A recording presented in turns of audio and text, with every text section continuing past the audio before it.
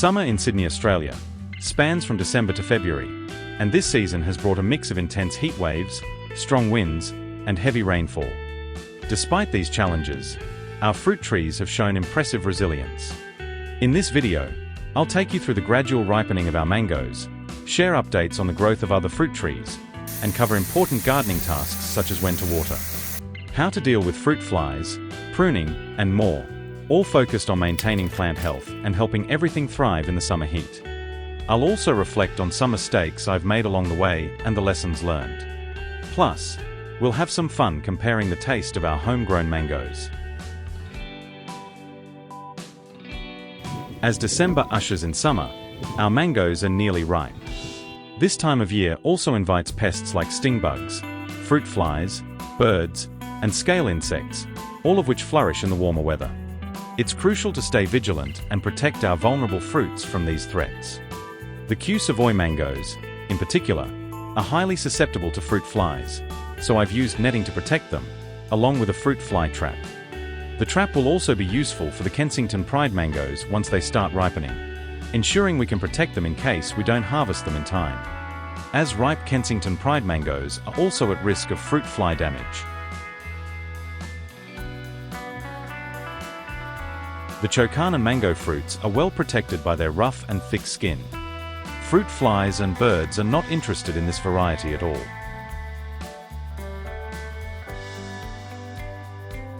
For the first time, our Feijoa tree is fruiting just 2 years after being planted. I've never tasted Feijoa before, so I'm excited to try it once it's ripe in a few months. This plant is low maintenance and easy to grow, but early on, I didn't water it enough, and its leaves started to wilt. After realizing the issue, I began watering it regularly, and it's been thriving ever since. As it continues to grow, it'll become more resilient in dry conditions.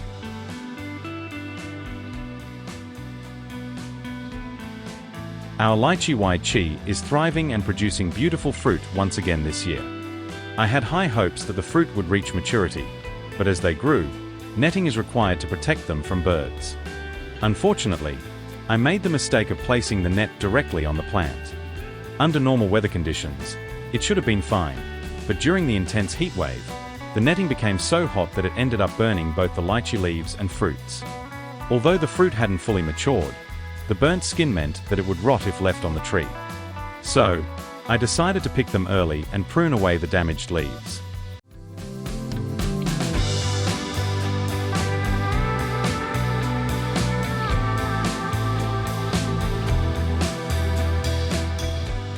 Surprisingly, the fruits tasted really good, with some being sweet and others having a mix of sweetness and sourness.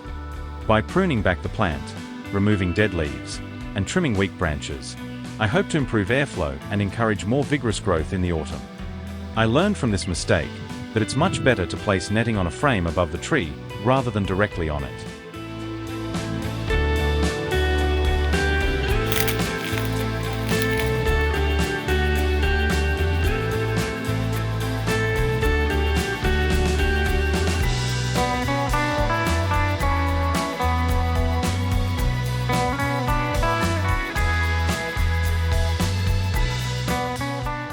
A few years ago, I came across the largest lychee I'd ever seen, called Erdenli. Unfortunately, local nurseries didn't carry this variety, so I decided to grow it from seed. After more than 3 years of care, it has grown to this size, despite frequent animal damage to its leaves, which is why I used netting for protection. I'm hopeful it will grow more quickly from now on.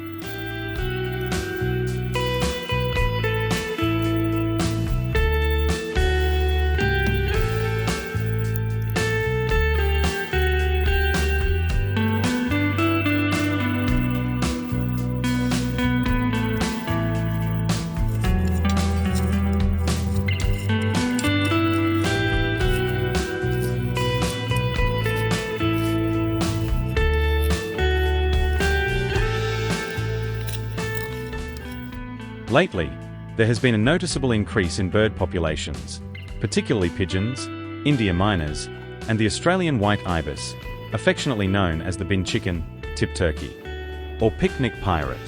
Indian miners can nest in roof cavities, causing damage and bringing along parasites, mites, and avian diseases. Meanwhile, the white ibis leaves droppings all over the fence, lawn, concrete, and pavers.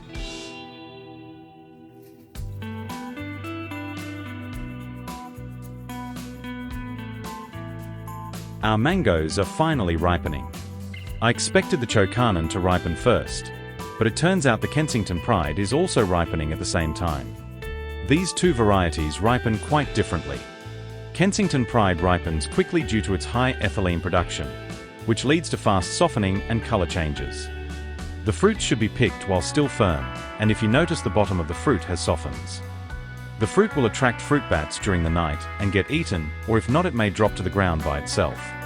Ripe Kensington Pride mango fruits has a high water content and tender texture, which makes it spoil faster once it starts ripening. On the other hand, Chokanon ripens slowly and stays firm for much longer. Once the fruit has ripened, the skin will still look green.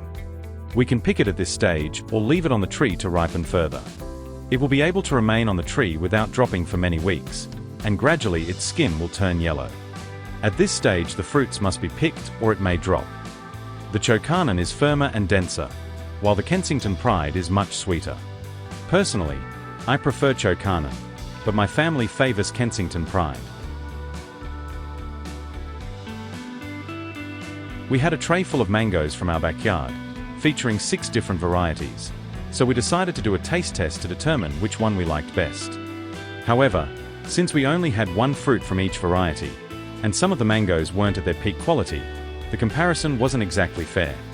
For instance, the Q Savoy was overripe, which affected its flavor, and the Nam Dok Mai was picked underripe, making it taste worse than usual.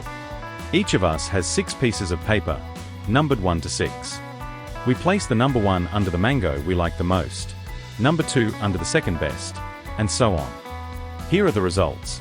R2E2 took first place, which was a surprise since I didn't expect it to top the list. I used to prefer the Honey Gold among Australian varieties, but I've since changed my mind. I don't know why, but this variety has become more sour this year even when it has fully ripened. The Q Savoy's overripeness has led to it receiving lower scores.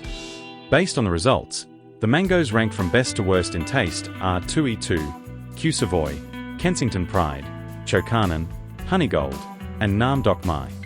Ultimately, taste is subjective, but since we had so much fun with the taste test, we are looking forward to doing another one next year, with better planning for more accurate comparison. With the season in full swing, it's a busy time for tending to the garden, keeping an eye out for pests and diseases, managing the health of the plants, and ensuring everything thrives. The garden becomes a delicate balance of nurturing and enjoying the fruits of our labor, with each day bringing new challenges and rewards. Our Tahitian lime are not fully ripe yet, but they are juicy enough to be used if required.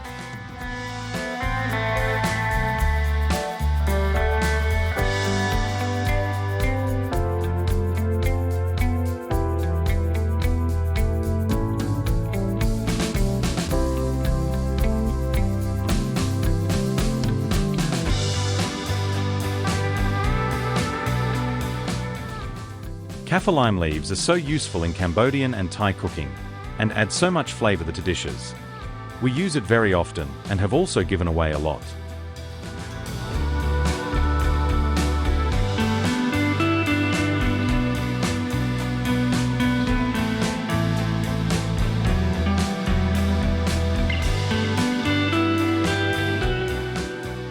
In the summer heat, moisture will evaporate quickly.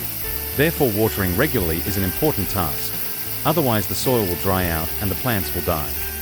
The best time to water plants in the summer is early in the morning or late in the evening. Watering your plants in the early morning, before 10 a.m., ensures that the water has time to be absorbed by the roots before the heat of the day. It also minimizes evaporation, so the plants get the moisture they need.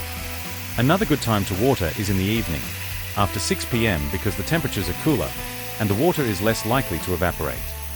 However, make sure it's not too late, as you don't want the soil to stay too wet overnight, which can encourage mold or root rot. Avoid watering during the hottest part of the day, usually between 12 p.m. and 3 p.m., because much of the water will evaporate before it can be absorbed. And the sudden temperature change can shock the plants. I was coughing a lot during summer, so a friend gave me a lot of Mexican mint to use as remedy. I juice the leaves and mix with warm water and honey. It does not work for me, maybe because my cough was due to allergy. This plant has attractive leaves and has many uses from skin improvement to detoxification, from cough and cold defense to stress relief. I decided to plant some from the cuttings, and it does not take long to thrive.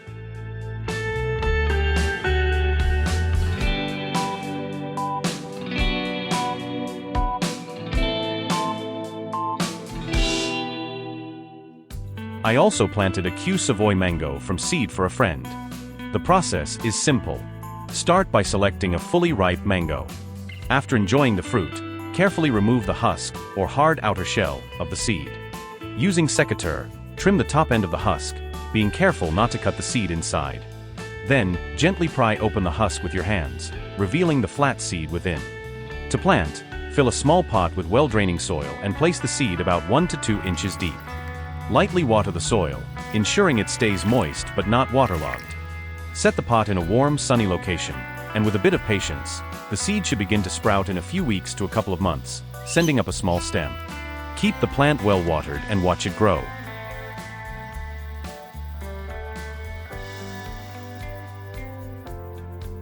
Our pomelo is fruiting even better than last year, and it should be ready to ripen by the end of autumn or early winter.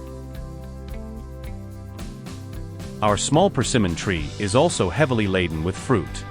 Unfortunately, I didn't manage to protect them in time, and the birds have started nibbling on the young fruit, causing some damage.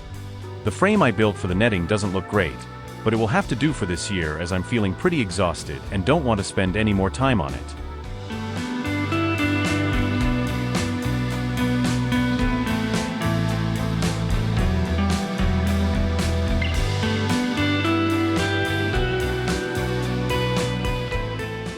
By the end of February, all of our Kensington Pride mangoes were harvested.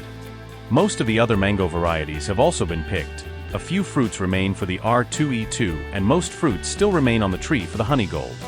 The first batch of Q Savoy and Nam Dok My fruits has been picked, but the second batch of fruits are getting bigger but aren't ripe yet. These will ripen in mid to late autumn.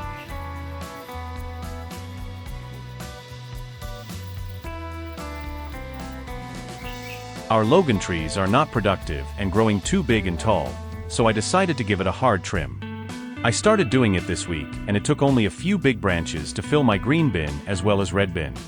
I thought that I'll continue next week, but then noticed that my Kensington Pride mango leaves has been infested by white louse scale, so I diverted my attention to this tree instead. I removed the infected leaves and give the tree a prune to improve airflow and sunlight penetration. I'm giving it quite a hard prune as I want to keep the tree small. Our orange tree next to the mango has also been infected by the same scale insect. So I pruned dead, weak, and infected branches. Hopefully with better sunlight penetration and airflow the insect will be eliminated. I want to clean the tree with high-pressure water spray, but my garden hose could not reach this spot. I'll watch and see if the condition will improve in the next few weeks and use some kind of spray to get rid of the insect if required.